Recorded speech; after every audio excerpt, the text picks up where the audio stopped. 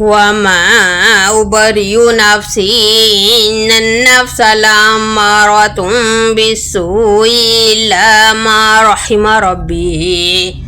إن ربي غفور رحيم. وقال الملك ائتوني به أستخلصه لنفسي فلما كلمه قال إنك اليوم لدينا مكين أمين. قال اجعلني على خزائن الأرض إني حفيظ عليم.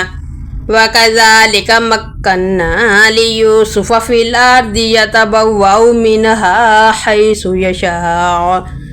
نصيب برحمتنا من نشاء ولا نضيع أجر المحسنين ولأجر الآخرة خير للذين آمنوا وكانوا يتقون. وجاء إخوة يوسف فدخلوا عليه فعرفهم وهم له منكرون. ولما جهزهم بجهازهم قال ائتوني بأخ لكم من أبيكم ألا ترون أني أوفي الكيل وأنا خير المنزلين فإن لم تأتوني به فلا كيل لكم عندي ولا تقربون. قالوا سنراود عنه وأباه وإنا لفاعلون. وقال لفتيانه اجعلوا بضاعتهم في رحالهم لعلهم يعرفونها إذا انقلبوا إلى أهلهم لعلهم يرجعون. فلما رجعوا إلى أبيهم قالوا يا أبانا منع منا الكيل فأرسل معنا أخانا نقتل وإنا له لحافظون. قال هل آمنكم عليه إلا كما أمنتكم على أخيه من قبل فالله خير حافظا وهو أرحم الراحمين. ولما فتحوا متاعهم وجدوا بضاعتهم ردت إليهم قالوا يا أبانا ما نبغي هذه بضاعتنا ردت إلينا ونمير أهلنا ونحفظ أخانا ونزداد كيل بعير ذلك كيل يسير. قال لن أرسله معكم حتى تؤتوني موثقا من الله لتأتونني به إلا أن يحاط بكم. فلما آتوه موثقهم قال الله على ما نقول وكيل. وقال يا بني لا تدخلوا من باب واحد وادخلوا من أبواب متفرقة وما أغني عنكم من الله من شيء إن الحكم إلا لله عليه توكلت عليه فليتوكل المتوكلون. ولما دخلوا من حيث أمرهم أبوهم ما كان يغني عنهم من الله من شيء إلا حاجة في نفس يعقوب قضاها وإنه لذو علم لما علمناه ولكن أكثر الناس لا يعلمون. ولما دخلوا على يوسف آوى إليه أخاه قال إني أنا أخوك فلا تبتئس بما كانوا يعملون. فلما جهزهم بجهازهم جعل السقاية في رحل أخيه ثم أذن مؤذن أيتها العير إنكم لسارقون. قالوا وأقبلوا عليهم ماذا تفقدون قالوا نفقد سوء الملك ولمن جاء به حمل بعير وأنا به زعيم قالوا تالله لقد علمتم ما جئنا لنفسد في الأرض وما كنا سارقين قالوا فما جزاؤه إن كنتم كاذبين قالوا جزاؤه من وجد في رحله فهو جزاؤه كذلك نجزي الظالمين فبدأ بأوعيتهم قبل وعاء أخيه ثم استخرج من وعاء أخيه كذلك كدنا ليوسف ما كان ليأخذ أخاه في دين الملك إلا أن يشاء الله نرفع درجات من نشاء وفوق كل ذي علم عليم قالوا إن يسرق فقد سرق أخ له من قبل فأسرها يوسف في نفسه ولم يبدها لهم قال أنتم شر مكانا والله أعلم بما تصفون قالوا يا أيها العزيز إن له أبا شيخا كبيرا فخذ أحدنا مكانه إنا نراك من المحسنين قال معاذ الله أن نأخذ إلا ما وجدنا متاعنا عنده إنا إذا لظالمون فلما استيئسوا منه خلصوا نجيا قال كبيرهم ألم تعلموا أن أباكم قد أخذ عليكم موثقا من الله ومن قبل ما فرطتم في يوسف فلن أبرح الأرض حتى يأذن لي أبي أو يحكم الله لي وهو خير الحاكمين ارجعوا إلى أبيكم فقولوا يا أبانا إن ابنك سرق وما شهدنا إلا بما علمنا وما كنا للغيب حافظين واسأل القرية التي كنا فيها والعير التي أقبلنا فيها وإنا لصادقون قال بل سولت لكم أنفسكم أمرا فصبر جميل عسى الله أن يأتيني بهم جميعا إنه هو العليم الحكيم وتولى عنهم وقال يا أسفا على يوسف وابيضت عيناه من الحزن وهو كظيم قالوا تالله تفتأ تذكر يوسف حتى تكون حردا أو تكون من الهالكين قال إنما أشكو بثي وحزني إلى الله وأعلم من الله ما لا تعلمون يا بني اذهبوا فتحسسوا من يوسف وأخيه ولا تيأسوا من روح الله إنه لا ييأس من روح الله إلا القوم الكافرون فلما دخلوا عليه قالوا يا أيها العزيز مسنا وأهلنا الضر وجئنا ببضاعة مزجاة فأوف لنا الكيل وتصدق علينا إن الله يجزي المتصدقين قال هل علمتم ما فعلتم بيوسف وأخيه إن أنتم جاهلون قالوا وإنك لأنت يوسف قال أنا يوسف وهذا أخي قد من الله علينا إنه من يتق ويصبر فإن الله لا يضيع أجر المحسنين قالوا تالله لقد أثرك الله علينا وإن كنا لخاطئين قال لا تثريب عليكم اليوم يغفر الله لكم وهو أرحم الراحمين اذهبوا بقميصي هذا فألقوه على وجه أبي يأت بصيرا وأتوني بأهلكم أجمعين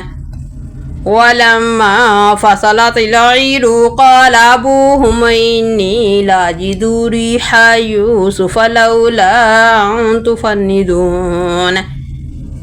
قالوا تالله إنك لفي ضلالك القديم فلما أن جاء البشير ولقاه على وجهه فارتد بصيرا قال ألم أقل لكم إني أعلم من الله ما لا تعلمون قالوا يا أبانا استغفر لنا ذنوبنا إنا كنا خاطئين قال سوف أستغفر لكم ربي إنه هو الغفور الرحيم فلما دخلوا على يوسف آوى إليه أبويه وقال ادخلوا مصر إن شاء الله آمنين ورفع أبويه على العرش وخروا له سجدا وقال يا أبت هذا تأويل رؤياي من قبل قد جعلها ربي حقا وقد أحسن بي إذ أخرجني من السجن وجاء بكم من البدو من بعد أن نزغ الشيطان بيني وبين إخوتي إن ربي لطيف لما يشاء إنه هو العليم الحكيم رب قد آتيتني من الملك وعلمتني من تأويل الأحاديث فاطر السماوات والأرض أنت وليي في الدنيا والآخرة توفني مسلما والحقني بالصالحين ذلك من أنباء الغيب نوحيه إليك وما كنت لديهم إذ أجمعوا أمرهم وهم يمكرون وما أكثر الناس ولو حرصت بمؤمنين وما تسألهم عليه من أجر إن هو إلا ذكر للعالمين وكأي من آية في السماوات والأرض يمرون عليها وهم عنها معرضون وما يؤمن أكثرهم بالله إلا وهم مشركون أفأمنوا أن تأتيهم غاشية من عذاب الله أو تأتيهم الساعة بغتة وهم لا يشعرون قل هذه سبيلي أدعو إلى الله على بصيرة أنا ومن اتبعني وسبحان الله وما أنا من المشركين وما أرسلنا من قبلك إلا رجالا نوحي إليهم من أهل القرى أفلم يسيروا في الأرض فينظروا كيف كان عاقبة الذين من قبلهم ولدار الآخرة خير للذين اتقوا أفلا تعقلون حتى إذا استيأس الرسل وظنوا أنهم قد كذبوا جاءهم نصرنا فنجي من نشاء ولا يرد بأسنا عن القوم المجرمين لقد كان في قصصهم عبرة لأولي الألباب ما كان حديثا يفترى ولكن تصديق الذي بين يديه وتفصيل كل شيء وهدى ورحمة لقوم يؤمنون بسم الله الرحمن الرحيم ألف لام ميم را تلك آيات الكتاب والذي أنزل إليك من ربك الحق ولكن أكثر الناس لا يؤمنون الله الذي رفع السماوات بغير عمد ترونها ثم استوى على العرش وسخر الشمس والقمر كل يجري لأجل مسمى يدبر الأمر يفصل الآيات لعلكم بلقاء ربكم توقنون وهو الذي مد الأرض وجعل فيها رواسي وأنهارا ومن كل الثمرات جعل فيها زوجين اثنين يغشي الليل النهار إن في ذلك لآيات لقوم يتفكرون وفي الأرض قطع متجاورات وجنات من عناب وزرع ونخيل سنوان وغير سنوان يسقى بماء واحد ونفضل بعضها على بعض في الأكل إن في ذلك لآيات لقوم يعقلون وإن تعجب فعجب قولهم إذا كنا ترابا إنا لفي خلق جديد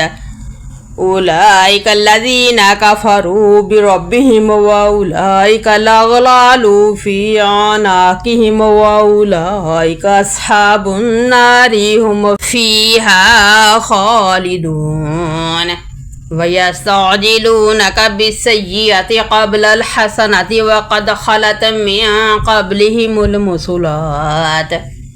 وإن ربك لذو مغفرة للناس على ظلمهم وإن ربك لشديد العقاب ويقول الذين كفروا لولا أنزل عليه آية من ربه إنما أنت منذر ولكل قوم هاد الله يعلم ما تحمل كل أنثى وما تغيض الأرحام وما تزداد وكل شيء عنده بمقدار عالم الغيب والشهادة الكبير المتعال سواء منكم من أسر القول ومن جهر به ومن هو مستخف بالليل وسارب بالنهار له معقبات من بين يديه ومن خلفه يحفظونه من أمر الله إن الله لا يغير ما بقوم حتى يغيروا ما بأنفسهم وإذا أراد الله بقوم سوءا فلا مرد له وما لهم من دونه من وال هو الذي يريدكم البرق خوفا وطمعا وينشئ السحاب الثقال ويسبح الرعد بحمده والملائكة من خيفته ويرسل الصواعق فيصيب بها من يشاء وهم يجادلون في الله وهو شديد المحال له دعوة الحق والذين يدعون من دونه لا يستجيبون لهم بشيء إلا كباسط كفيه إلى الماء ليبلغ فاه وما هو ببالغه وما دعاء الكافرين إلا في ضلال ولله يسجد من في السماوات والأرض طوعا وكرها وظلالهم بالغدو والآصال قل من رب السماوات والأرض قل الله قل فاتخذتم من دونه أولياء لا يملكون لأنفسهم نفعا ولا ضرا قل هل يستوي الأعمى والبصير أم هل تستوي الظلمات والنور أم جعلوا لله شركاء خلقوا كخلقه فتشابه الخلق عليهم قل الله خالق كل شيء وهو الواحد القهار أنزل من السماء ماء فسالت أودية بقدرها فاحتمل السيل زبدا رابيا ومما يوقدون عليه في النار ابتغاء حلية أو متاع زبد مثله كذلك يضرب الله الحق والباطل فأما الزبد فيذهب جفاء وأما ما ينفع الناس فيمكث في الأرض كذلك يضرب الله الأمثال للذين استجابوا لربهم الحسنى والذين لم يستجيبوا له لو أن لهم ما في الأرض جميعا ومثله معه لافتدوا به أولئك لهم سوء الحساب ومأواهم جهنم وبئس المهاد أفمن يعلم أنما أنزل إليك من ربك الحق كمن هو أعمى إنما يتذكر أولو الألباب الذين يوفون بعهد الله ولا ينقضون الميثاق والذين يصلون ما أمر الله به أن يوصل ويخشون ربهم ويخافون سوء الحساب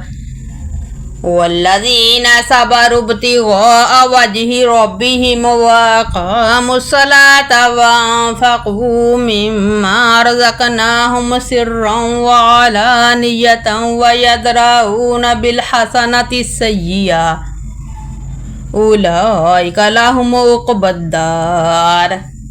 جنات عدن يدخلونها ومن صلح من آبائهم وأزواجهم وذرياتهم والملائكة يدخلون عليهم من كل باب سلام عليكم بما صبرتم فنعم عقبى الدار والذين ينقضون عهد الله من بعد ميثاقه ويقطعون ما أمر الله به أن يوصل ويفسدون في الأرض أولئك لهم اللعنة ولهم سوء الدار الله يبسط الرزق لمن يشاء ويقدر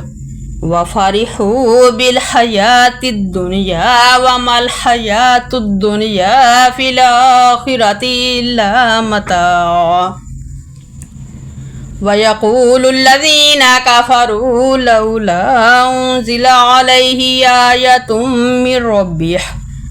قل إن الله يضل من يشاء ويهدي إليه من أناب الذين آمنوا وتطمئن قلوبهم بذكر الله ألا بذكر الله تطمئن القلوب الذين آمنوا وعملوا الصالحات طوبى لهم وحسن مآب كذلك أرسلناك في أمة قد خلت من قبلها لتتلو عليهم الذي أوحينا إليك وهم يكفرون بالرحمن قل هو ربي لا إله إلا هو عليه توكلت وإليه متاب ولو أن قرآنا سيرت به الجبال أو قطيت به الأرض أو كلم به الموتى بل لله الأمر جميعا أفلم ييأس الذين آمنوا أن لو يشاء الله لهدى الناس جميعا ولا يزال الذين كفروا تصيبهم بما صنعوا قارية أو تحل قريبا من دارهم حتى يأتي وعد الله إن الله لا يخلف الميعاد ولقد استهزئ برسل من قبلك فأمليت للذين كفروا ثم أخذتهم فكيف كان عقاب أفمن هو قائم على كل نفس بما كسبت وجعلوا لله شركاء قل سموهم أم تنبئونه بما لا يعلم في الأرض أم بظاهر من القول بل زين للذين كفروا مكرهم وصدوا عن السبيل ومن يضلل الله فما له من هاد لهم عذاب في الحياة الدنيا ولعذاب الآخرة أشق وما لهم من الله من واق مثل الجنة التي وعد المتقون تجري من تحتها الأنهار كلها دائم وذلها تلك عقبى الذين اتقوا وعقبى الكافرين النار والذين آتيناهم الكتاب يفرحون بما أنزل إليك ومن الأحزاب من ينكر بعضه قل إنما أمرت أن أعبد الله ولا أشرك به إليه أدعو وإليه مآب وكذلك أنزلناه حكما عربيا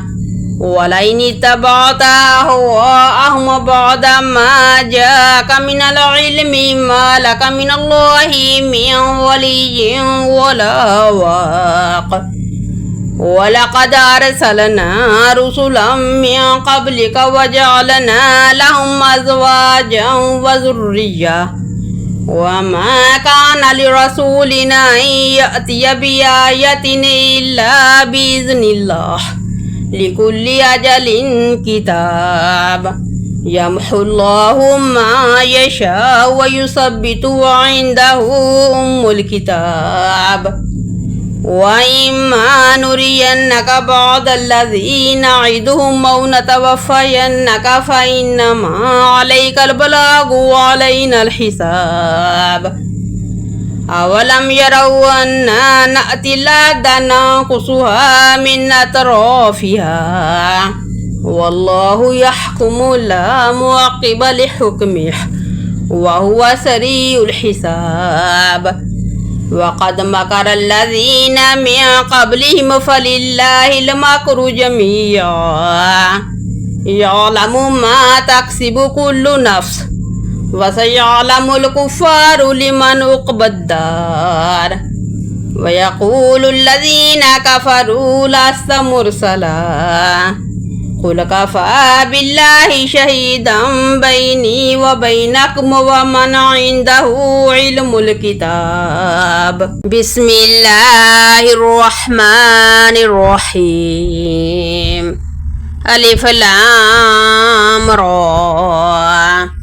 كتاب أنزلناه إليك لتخرج الناس من الظلمات إلى النور بإذن ربهم إلى صراط العزيز الحميد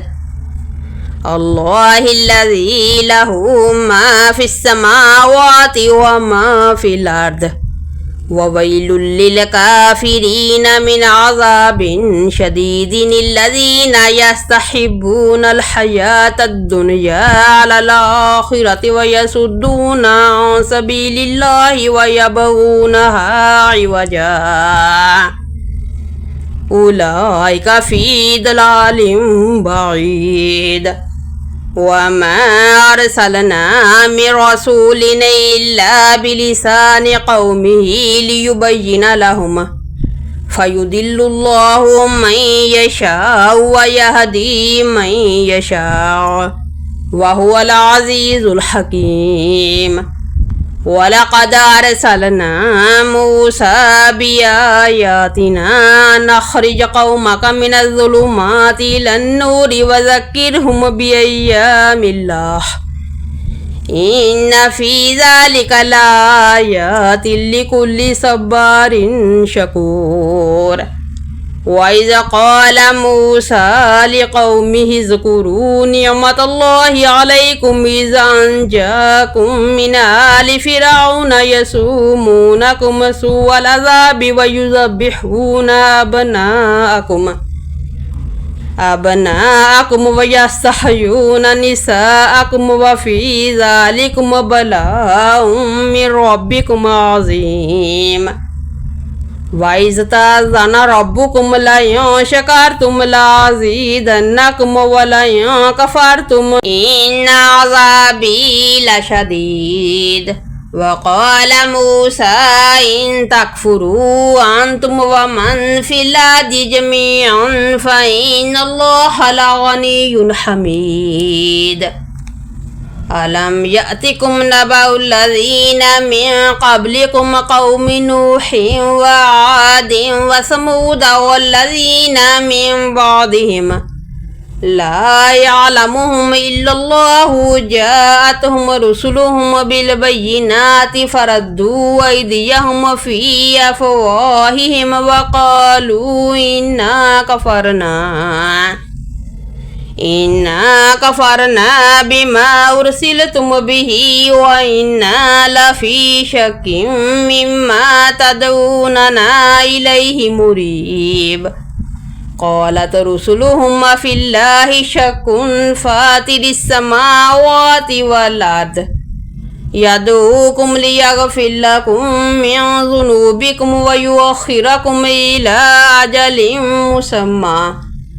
قالوا إن أنتم إلا بشر مثلنا تريدون أن تصدونا عما كان يعبد آباؤنا فأتونا بسلطان مبين قالت لهم رسلهم إن نحن إلا بشر مثلكم ولكن الله يمن على من يشاء من عباده وما كان لنا أن نأتيهم بسلطان إلا بإذن الله وعلى الله فليتوكل المؤمنون وما لنا ألا نتوكل على الله وقد هدانا سبلنا ولنصبرن على ما آذيتمونا وعلى الله فليتوكل المتوكلون وقال الذين كفروا لرسلهم لنخرجنكم من أرضنا أو لتعودن في ملتنا فأوحى إليهم ربهم لنهلكن الظالمين ولنسكننكم الأرض من بعدهم ذلك لمن خاف مقامي وخاف وعيد واستفتحوا وخاف كل جبار عنيد من ورائه جهنم ويسقى من ماء سديد يتجرعه ولا يكاد يسيغه ويأتيه الموت من كل مكان وما هو بميت ومن ورائه عذاب غليظ مثل الذين كفروا بربهم أعمالهم كرماد اشتدت به الروح في يوم عاصف لا يقدرون مما كسبوا على شيء ذلك هو الضلال البعيد ألم تر أن الله خلق السماوات والأرض بالحق إن يشأ يذهبكم ويأتي بخلق جديد وما ذلك على الله بعزيز وبرزوا لله جميعا فقال الضعفاء للذين استكبروا إنا كنا لكم تبعا فهل أنتم مغنون عنا من عذاب الله من شيء قالوا لو هدانا الله لهديناكم سواء علينا جزعنا أم صبرنا ما لنا من محيص وقال الشيطان لما قضي الأمر إن الله وعدكم وعد الحق ووعدتكم فأخلفتكم وما كان لي عليكم من سلطان إلا أن دعوتكم فاستجبتم لي فلا تلوموني ولوموا أنفسكم ما أنا بمصرخكم وما أنتم بمصرخي إني كفرت بما أشركتمون من قبل إن الظالمين لهم عذاب أليم وأدخل الذين آمنوا وعملوا الصالحات جنات تجري من تحتها الأنهار خالدين فيها بإذن ربهم تحيتهم فيها سلام ألم تر كيف ضرب الله مثلا كلمة طيبة كشجرة طيبة أصلها ثابت وفرعها في السماء تؤتي أكلها كل حين بإذن ربها ويضرب الله الأمثال للناس لعلهم يتذكرون ومثل كلمة خبيثة كشجرة خبيثة اجتثت من فوق الأرض ما لها من قرار يثبت الله الذين آمنوا بالقول الثابت في الحياة الدنيا وفي الآخرة ويضل الله الظالمين ويفعل الله ما يشاء ألم تر إلى الذين بدلوا نعمة الله كفرا وحلوا قومهم دار البوار جهنم يصلونها وبئس القرار وجعلوا لله أندادا ليضلوا عن سبيله قل تمتعوا فإن مصيركم إلى النار قل لعبادي الذين آمنوا يقيموا الصلاة وينفقوا مما رزقناهم سرا وعلانية من قبل أن يأتي يوم لا بيع فيه ولا خلال الله الذي خلق السماوات والأرض وأنزل من السماء ماء فأخرج به من الثمرات رزقا لكم وسخر لكم الفلك لتجري في البحر بأمره وسخر لكم الأنهار وسخر لكم الشمس والقمر دائبين وسخر لكم الليل والنهار وآتاكم من كل ما سألتموه وإن تعدوا نعمة الله لا تحصوها إن الإنسان لظلوم كفار وإذ قال إبراهيم رب اجعل هذا البلد آمنا واجنبني وبني أن نعبد الأصنام